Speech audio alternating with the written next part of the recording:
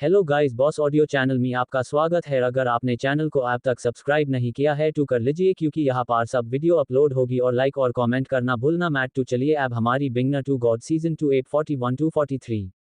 सेनापति जी मेरे रास्ते से हट जाए, मैं उसे बचा कर ही लौटूंगी। ये सुन सेनापति सर झुकाते हुए हाथ जोड़कर कहता है, क्षमा करे राजकुमारी, पर मैं आपको उस जंगल में जाने नहीं दूंगा। अगर आप उस बच्चे को बचाना चाहती है तो मैं जाऊंगा उस जंगल में, कृपया आप यही रुके। ये सुन अमृता नामे सर हिलाते हुए सेनापति का हाथ नीचे कर कहती है, अब राज्य को संभालो, मैं वादा करती हूँ उस बच्चे को बचा कर लाऊंगी। आप मेरी चिंता मत करो, मेरे गुरु ने मुझे ऐसी कलाएं सिखाई है कि मैं किसी भी हालात में अपनी सुरक्षा करने में सक्षम हूँ। ये बोल अमृता बिना कुछ सुने वहां से तेजी से जंगल के अंदर चली जाती है। वही खड़ा सेनापति उदासी से अमृता की जाता हुआ देख रहा था। दूसरी ओर अमृता जंगल के अंदर आ गई थी। वहां चारों तरफ बाहर से भी ज्यादा अंधेरा था, क्योंकि उस जंगल में सूर्य और चंद्रमा दोनों की रोशनी नहीं पहुंच पाती थी। अमृता ऊंचे जूते पहनकर उस उबड़ खाबड़ जगह पर चल रही थी। उसके पैरों के नीचे सूखे पत्तों के होने की वजह से वहां के सन्नाटे में चरमराहट की आवाज आ रही थी। अमृता को वहां पर सड़े हुए मांस की तेज गंध आ रही थी। वो अपने चेहरे पर हाथ रखते हुए कोई छोटी सी भी हलचल को महसूस करने की कोशिश कर रही थी। उसे जगह जगह से पानी के टपकने की आवाजें आ रही थी। वही वो कुत्ते जैसा जीव एक पेड़ के पीछे छुपा हुआ था। वो उस बच्चे को जैसे ही जमीन पर रखता है तो वो बच्चा जोर जोर से रोने लगता है। ये देख वो जानवर तुरंत उसे मारने के लिए मुंह खोलकर उसकी ओर बढ़ जाता है। इससे पहले उसके दांत उस बच्चे को छू पाते, एक तेज हवा का झोंका सूखे पत्तों को उड़ाते हुए आता है और उस जानवर का सर धड़ से अलग कर देता है। वो कोई हवा नहीं, अमृता थी, जो बच्चे की आवाज सुन तेजी से वहां पर आई थी। उस जानवर के मरते ही अमृता जल्दी से उस बच्चे को उठा लेती है और उसे हिलाते हुए चुप कराने लगती है। वो बच्चा भी अमृता का चेहरा देख चुप हो जाता है। ये देख अमृता के चेहरे पर मुस्कान आ जाती है। उसने उस बच्चे को बचा लिया था। वो जैसे ही जंगल से बाहर जाने लगती है तो देखती है कि उसे हजारों शवमलों ने घेर लिया है। ये देख अमृता के चेहरे पर हल्की परेशानी देखी जा सकती थी। अमृता उन शवमलों से मुकाबला कर सकती थी, पर इस समय उसके हाथ में बच्चा था। वो चाहकर भी उस बच्चे को खुद से दूर नहीं कर सकती थी और पास रखकर पूरी शक्ति का इस्तेमाल भी नहीं कर सकती थी। पर अमृता हार ना मानते हुए एक हाथ से उस बच्चे को पकड़ती है और दूसरे हाथ से तलवार को पकड़कर उसमें लाल अग्नि प्रवाहित करती है। वो सिर्फ 1% लाल अग्नि का इस्तेमाल कर रही थी और वो अभी सिर्फ 10% लाल अग्नि का इस्तेमाल कर पाती थी, जो किसी राज्य को नष्ट करने के लिए काफी थी। अमृता भले ही ब्रह्मांड मंडल की योद्धा बन चुकी थी, पर उसकी आत्मशक्ति अभी भी कम थी। इसलिए अधिक लाल अग्नि के उपयोग से आत्मशक्ति जल्दी खत्म हो जाती थी। इसलिए ही अमृता 1% अग्नि का इस्तेमाल कर रही थी। अमृता ने सिर्फ तलवार में अग्नि को प्रवाहित किया था, क्योंकि यदि वो पूरे शरीर में अग्नि को प्रवाहित करती तो वो बच्चा भी मारा जाता। अमृता अपनी तलवार को ऊपर करते हुए छोड़ देती है और उसकी तलवार हवा में उड़ने लगती है। अमृता की तलवार घड़ी की सुई की तरह गोल घूम रही थी और अपने पीछे लाल रंग की अपने जैसी ही तलवार छोड़ती जा रही थी। देखते देख वहां आसमान में अमृता के सर पर सैकड़ों तलवारों का एक चक्र घूमने लगता है। ये गुरु शुक्राचार्य की सिखाई हुई आदित्य की बनाई कला थी। इसे आदित्य कई तलवार की कला कहता था। अमृता इस बात से अनजान थी कि ये कला आदित्य की बनाई हुई है। वही अमृता उन शवमलों में से जिसे भी देखती थी, उसके ऊपर घूमती तलवारों में से एक तलवार निकलकर उस शवमल के टुकड़े कर देती थी। ऐसे ही अमृता उन शवमलों को मारती जा रही थी, पर तभी वहां खड़े सैकड़ों शवमल अचानक से डरते हुए वहां से भाग जाते हैं। ये देख अमृता हैरान हो जाती है। उसे लग रहा था कि वो सभी शवमल उससे डरकर भागे हैं, पर असल में उन्होंने किसी और की मौजूदगी महसूस की थी, जिनसे वो भी बहुत डरते थे। वही अमृता का वो भ्रम ज्यादा समय तक नहीं रहता है। उसे भी वहां आसपास किसी के होने का एहसास हो जाता है। ये एहसास होते ही वो सतर्क होते हुए चेतावनी भरे लहजे में कहती है, यहाँ जो भी है सामने आओ। अमृता के इतना बोलने की देर थी कि वहां पेड़ों के पीछे, ऊपर और कई जगह से वहां कुछ लोग आने लगते हैं। उन सब की त्वचा काली थी और उन्होंने अपने शरीर पर जगह जगह सफेद रंग लगाया हुआ था।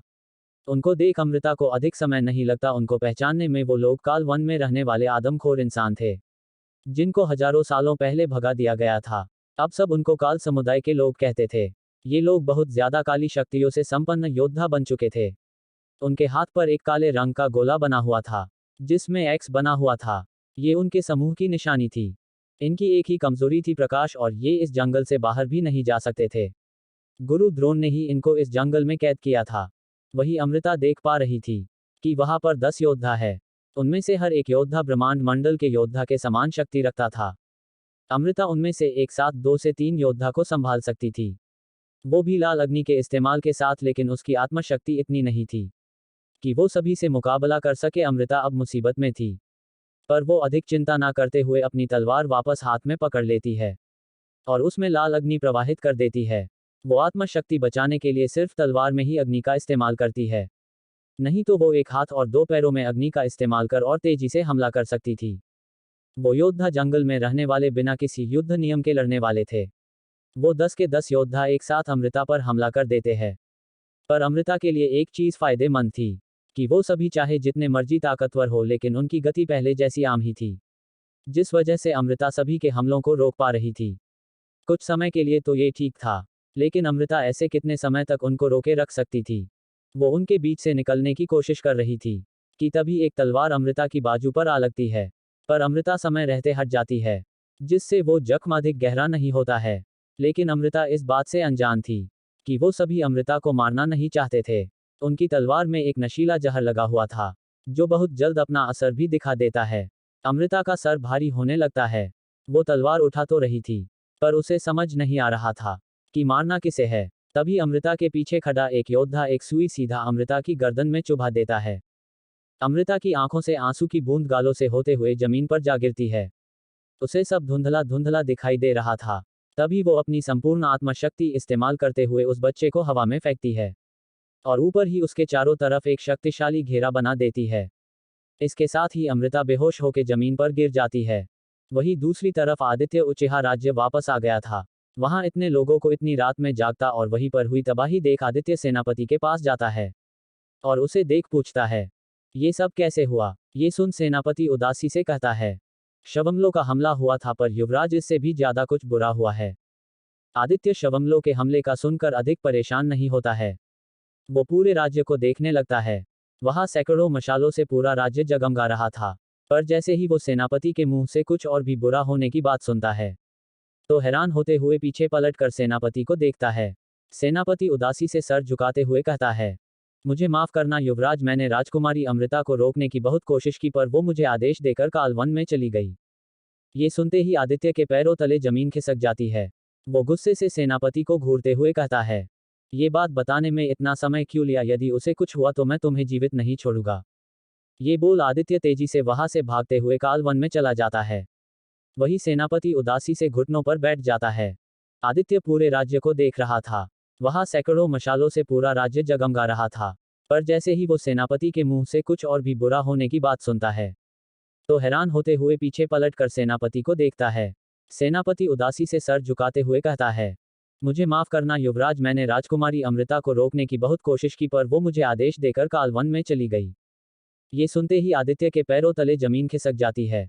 वो गुस्से से सेनापति को घूरते हुए कहता है, ये बात बताने में इतना समय क्यों लिया, यदि उसे कुछ हुआ तो मैं तुम्हें जीवित नहीं छोड़ूंगा। ये बोल आदित्य तेजी से वहां से भागते हुए कालवन में चला जाता है। वही सेनापति उदासी से घुटनों पर बैठ जाता है। आदित्य कालवन में प्रवेश कर गया था। सूखे पत्तों को कुचलते हुए आदित्य आगे बढ़ रहा था। तभी उसे अपने पैरों के नीचे कुछ महसूस होता है। वो जैसे ही नीचे देखता है, तो वहां उसे एक सोने की चैन में लटका हुआ एक छोटा सा हीरा दिखाई देता है। आदित्य उसे अच्छे से पहचानता था। वो अमृता के गले में होता था। आदित्य जैसे ही उस हीरे को अपनी आंखों के पास लाके देखता है, तो उसे उसके अंदर अमृता और आदित्य की बचपन की तस्वीर दिखाई देती है। उसे देख आदित्य की मुठ्ठियां कस जाती है। वो मन में कहता है, कहाँ हो तुम अमृता, तुम्हें यहाँ अकेले नहीं आना चाहिए था। असल में ये जंगल काली ऊर्जा से संपन्न जगह थी, जिस वजह से कोई भी इंसानी योद्धा यहाँ आत्मशक्ति की पूरी शक्ति इस्तेमाल नहीं कर सकता था। कुल मिलाकर यहाँ पर सिर्फ काली शक्ति वाले लोग ताकतवर होते थे। पर आदित्य को यहाँ कोई फर्क नहीं पड़ रहा था। आखिर वो खुद ही काली शक्ति का एक बहुत बड़ा भंडार था। आदित्य के पास दोनों ऊर्जा मौजूद थी। आदित्य अमृता की उस चैन को मुट्ठी में कसते हुए आगे बढ़ जाता है। तभी उसे सामने बहुत से शवमलों के शरीर के टुकड़े नजर आते हैं। उनको देख आदित्य खुद से कहता है, ये जरूर अमृता का कार्य होगा। ये बोल वो अपना कदम आगे बढ़ाने ही वाला होता है कि तभी उसे कुछ महसूस होता है। वो महसूस होते ही वो आसपास देखने लगता है, पर वहां उसे कुछ दिखाई नहीं दे रहा था। पर जैसे ही वो ऊपर देखता है, तो उसे वहां पर आसमान में एक गोला दिखाई देता है। आदित्य उसके अंदर क्या है ये नहीं देख पा रहा था, पर उस गोले से अमृता की आभा महसूस कर पा रहा था। अमृता की आभा महसूस कर वो उस गोले के पास उड़ते हुए जाता है। वो गॉड था, इसलिए वो उड़ सकता था, लेकिन वो किसी के सामने नहीं उड़ता था। आदित्य जैसे ही उस गोले को छूने की कोशिश करता है, तो उसे एक खतरनाक आभा दूर फेंक देती है। अमृता ने उस सुरक्षा घेरे को बनाने में लाल अग्नि का इस्तेमाल किया था, जो कि आदित्य के लिए खतरनाक थी।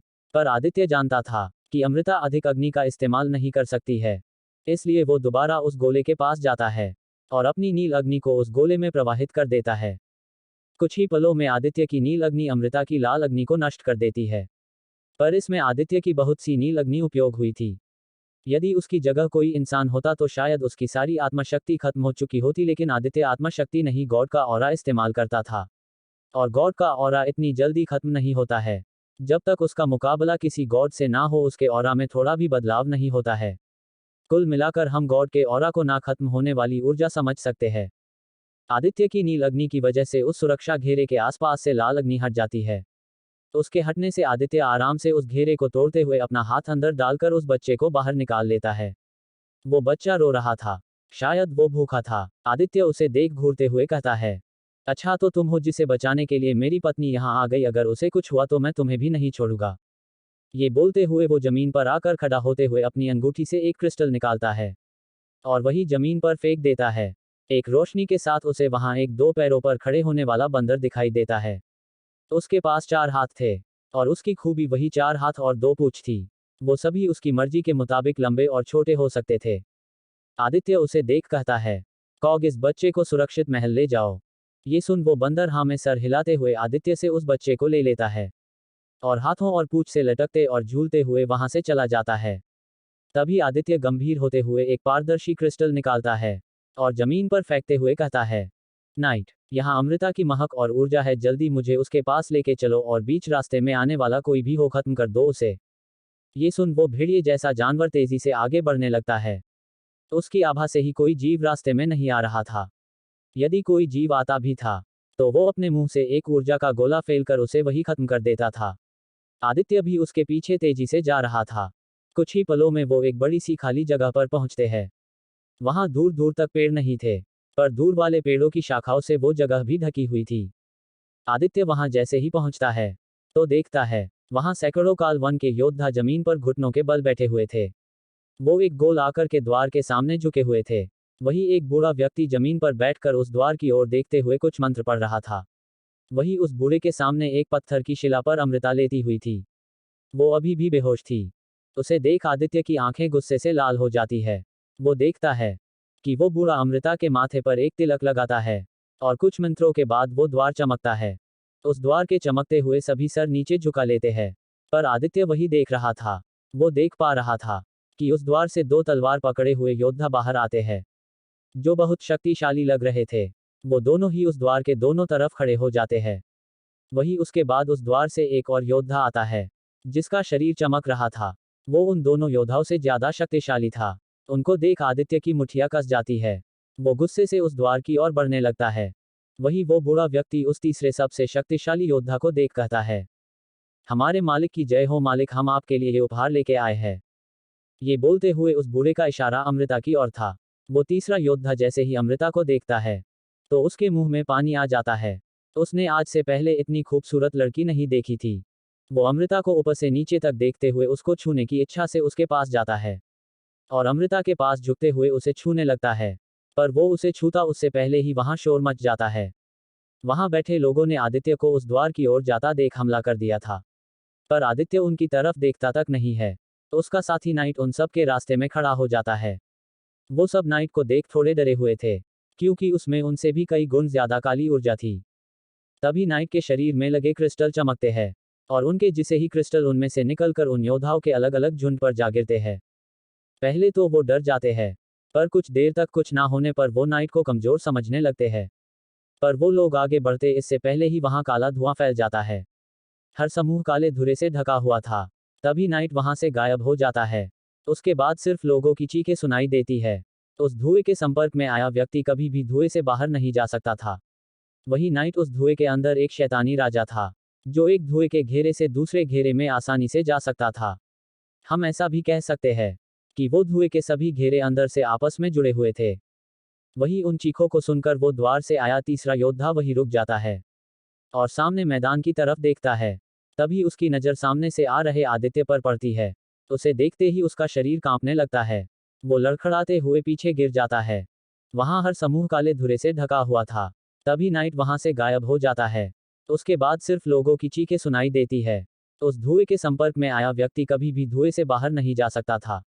वही नाइट उस धुएं के अंदर एक शैतानी राजा था, जो एक धुएं के घेरे से दूसरे घेरे में आसानी से जा सकता था।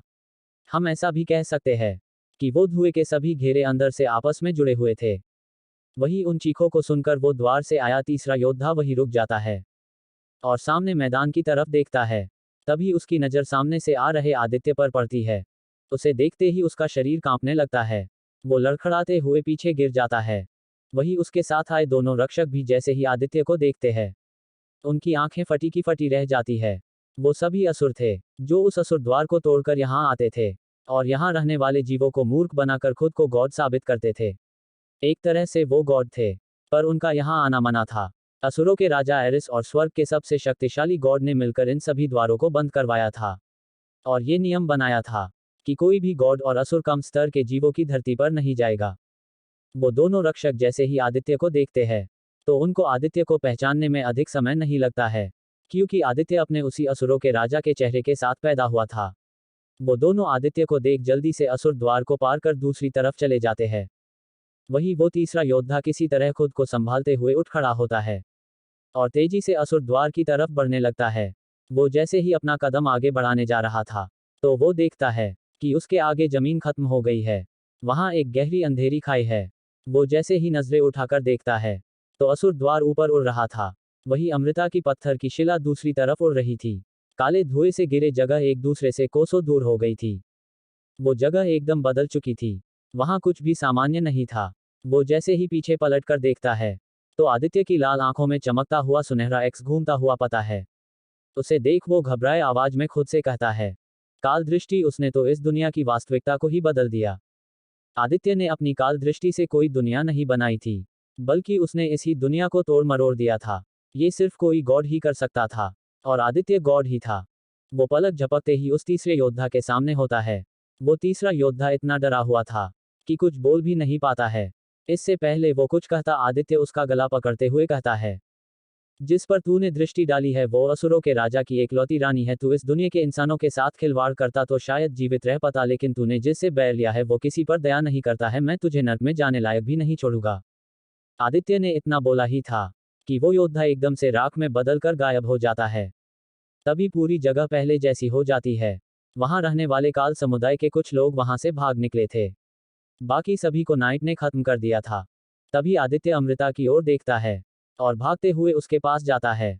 अमृता थोड़ा थोड़ा होश में आ चुकी थी। ये देख आदित्य उसे ध्यान से उठाते हुए बैठाता है। अमृता आंख खोलते हुए आदित्य को देखती है, तो धीरे से कहती है, तुम यहाँ कैसे? ये सुन आदित्य अमृता को कसकर गले लगा लेता है और गुस्से से कहता है, तुम पागल हो क्या? ऐसे अकेले यहाँ क्यों आई? तुम्हें कुछ हो जाता तो? ये सुन अमृता आदित्य से हल्का सा दूर होते हुए कहती है, तो क्या बोलो, मुझे कुछ हो जाता तो क्या? ये सुन आदित्य अपना एक हाथ अमृता की कमर पर और दूसरा हाथ उसकी गर्दन पर रखते हुए उसके पास जाता है। आदित्य को पास आता देख अमृता की धड़कनें बढ़ जाती है।